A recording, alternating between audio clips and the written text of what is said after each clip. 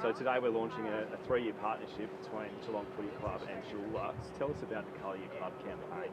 Yeah, so it's obviously a fantastic new partnership for us here at the Cats. An opportunity for local clubs in the region to get a bit of a refresh. Dulux, I think, have been doing it with Life Saving Victoria for a long time now. Now they've dived into the Geelong region and into our great club, so it's a fantastic initiative by them to really give back to the local community. And what benefits will this partnership bring to the G21 and Barwon Southwest regions? I think just an opportunity to give back. Speaking to Pat, the CEO, they have the same values as the Geelong Footy Club. They're really big on their community approach and giving back to those who really are the fabric of this Geelong Footy Club, the local clubs, the community partners, and they're really excited to be a part of our club. And what's your favourite junior footy club memory? Do you have one? Oh, mate, I've got plenty. Playing up in northeast Victoria with my cousins growing up, and then playing with our good friend Josh here at South Barn in some premierships. So I've been very lucky with the clubs I've grown up with, and chasing some success and have some fantastic memories and friends from those places. Tom, how have you guys reflected on the game from the weekend? Yeah, we were obviously disappointed that we lost, but quite bullish in the fact that for long periods of that game it was a Geelong game. We're under no illusions that we're not at full strength, and we still gave ourselves a chance against a quite an experienced opposition. I think it was a good lineup and as good as Richmond's played this year, so to give ourselves an opportunity to win that game was a positive that we took out of it, but we are under no illusions that we're not the finished product. How hard has it been down in defence this season? Obviously a little bit under strength there.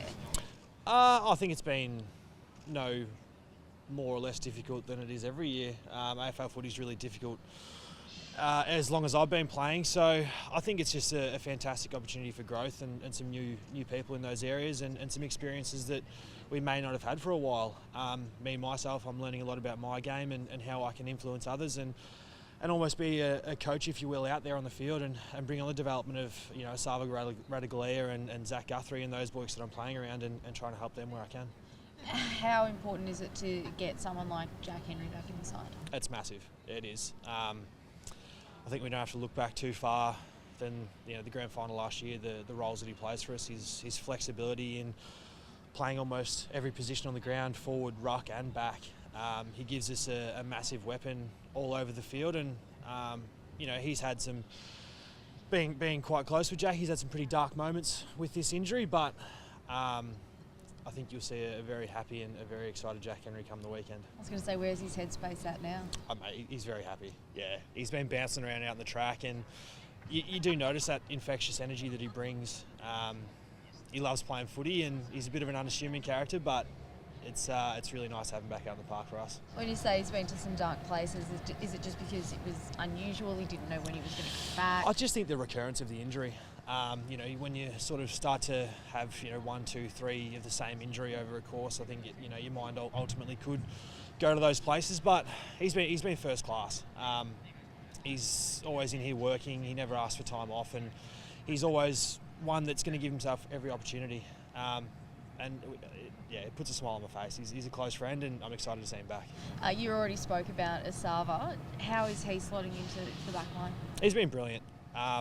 He's very young in his infancy as a defender, but he's been around. Like me and Sav we got drafted together 7 years ago, so he's quite experienced in AFL football circles, but he's very much in the infancy of his position down back.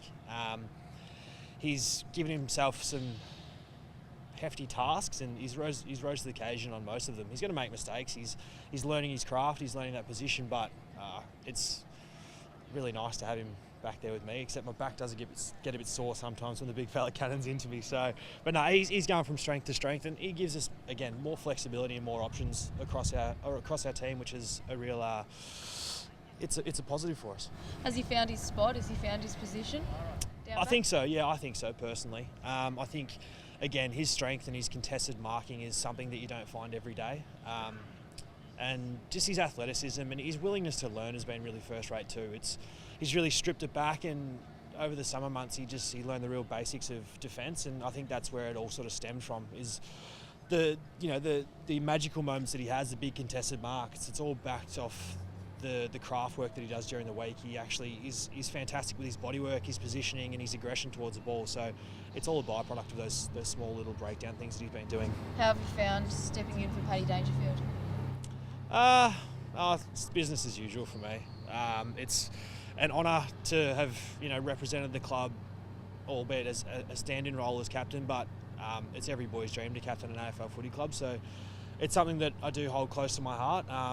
I'll be grateful when Pat comes back because he's a champion of our club and a champion of our game, and he makes our team a hell of a lot better. But I'm just going to do the best I can with the role I'm sort of being given at this moment. You did get close to getting that full-time role. Were you disappointed that you didn't get the nod? Not really, no. I'm pretty recluse in my life. I'm a pretty private person. I'm not sort of one to put myself out there. So to tuck in behind Joel Selwood and then again this year tuck in behind Patrick Dangerfield, I think it really suits me quite well. And what about the Dockers? What are you expecting from them? Yeah, hell of a contest.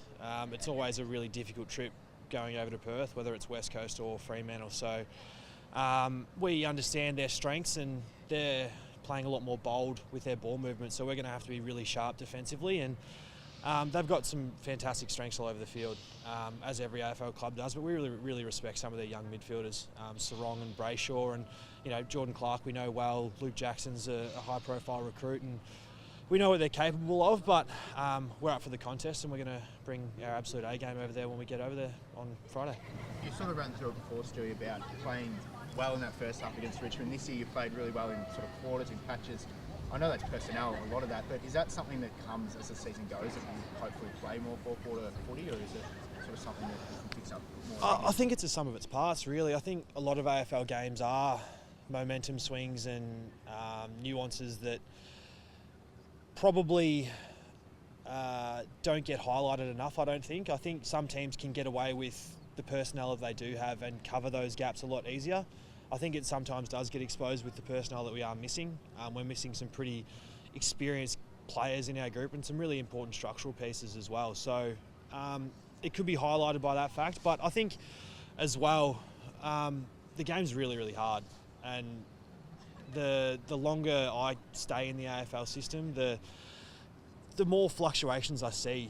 And unfortunately for us, we've been probably on the wrong side of the ledger a couple of times, but I think we're giving ourselves opportunities to win games, which is a fantastic sign of our footy club. Collingwood round one, we could have won. Carlton, we could have won. Gold Coast, we probably didn't play our best footy, but again, even on the weekend, we still had opportunities to win that game, which I think's a really good sign of a great club. We spoke about Jack before. Scotty mentioned today that they might have a debate if he is fit to play about whether he plays forward or back. Do you knock on the door and say, just send him down my way, thanks? Mate, as long as he's on the field, I'll be happy. As I said, the flexibility he gives us, he could be a number one ruckman, an undersized ruckman. He's that good, and I've got massive confidence in the effect he's going to have on our group when he does come back. As we spoke about local footy before, there's been a bit of talk around local footy circles about interleague and representative footy, hopefully coming back from COVID. How important was that in your journey, getting that experience of going through those sort of things? Yeah, massive. It sort of springboarded me towards VFL football. I played in a Vic Country senior game against the VAFA in 2015, I believe, and that really was a massive stepping stone for me to prove that I could play against some of the best players in the state. So it's a massive coup, I think, as well. Like, there's nothing better than playing with the best players in your league, and then if you get the opportunity with some of the best players in your state. So it's a nice thing to have, and I think it's super important for local footballers to get that opportunity.